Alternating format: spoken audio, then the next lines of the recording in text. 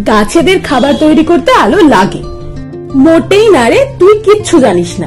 গাছেদের খাবার তৈরি করতে আলো লাগে না। তুই কিছু জানিস না, গাছেদের খাবার তৈরি করতে আলো লাগে। পড়িসনি সালোক সংশ্লেষ? তুই ভালো করে পড়, গাছেদের খাবার তৈরি করতে আলো লাগে না।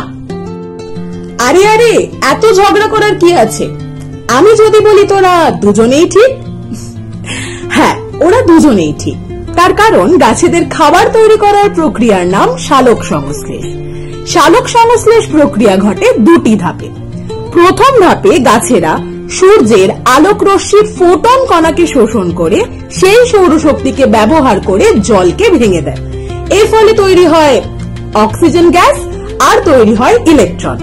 এই ইলেকট্রনকে কাজে লাগিয়ে তারা প্রথম ধাপেই তৈরি করে এটিপি আর এনএডিপিএইচ। এরপরে আসে দ্বিতীয় ধাপ।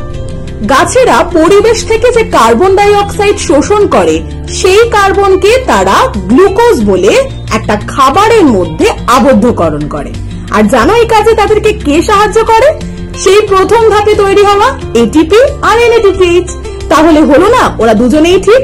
গাছেদের খাবার তৈরি করতে আলো লাগে প্রথম ধাপে, আর দ্বিতীয় ধাপে তাদের আলোর কোনো প্রয়োজন হয় না।